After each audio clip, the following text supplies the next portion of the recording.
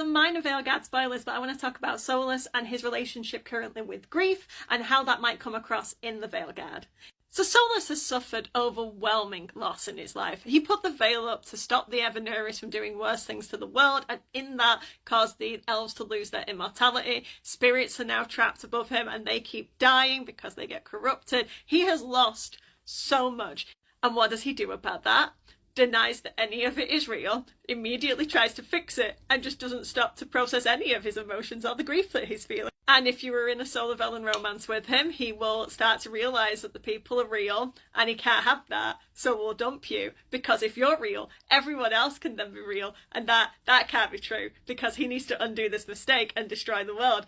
He can't process his own feelings, so he just won't stop. He just keeps doing things. But now he's trapped in the Fade, so he has to sit there with his emotions and think about the terrible decisions that he has made to get to this point. So based on that, let's look at grief and see what we might see Solas go through while he starts to process his emotions trapped in the Fade in the Veilguard. Now, individuals will process grief in different ways. Everyone is different. I just want to look at this example of the Kubler-Ross grief cycle to see what we might see from Solas.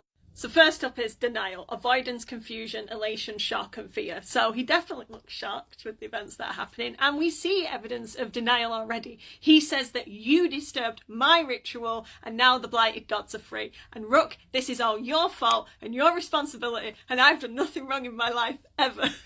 Which clearly isn't true. If he wasn't doing that, if he didn't have the communication, then these things wouldn't have happened. So he's clearly already showing some level of denial, and I think that that's probably going to get worse. Anger, which can be frustration, irritation, anxiety, and we've seen in the past in Inquisition when Solas does get angry very quickly, he gets ruthless with the way that he treats the mages who locks up his friends. There's no other option than just murder immediately. So I'm expected to see a lot more of angry Solas, and there was some of that already coming through with, again, his initial interaction with Rook. And we have bargaining. Now, struggling to find meaning, reaching out to others, telling one story. And we are going to see Solas' story through his memories. So there's actually going to be quite a lot of the bargaining aspects that I think is going to come through, and I think this is going to be a really important point for Solas, the way that he interacts with Rook. How this comes across could be the path to his redemption, or it could be the path that sets him in the stage of denial and he doesn't process his emotions, he doesn't process what he needs to do. He's still fixated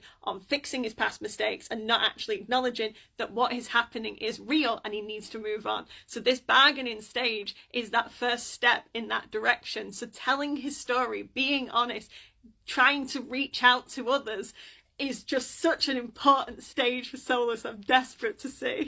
And depression, overwhelmed, helplessness, hostility, flight. We've seen it in the lighthouse where he just has that one table with one place setting, and the lighthouse is a mess. It can take a form that you need, and he doesn't feel like he deserves to even be happy, as Epler said in one of the Game Informer articles. So he is completely depressed even now.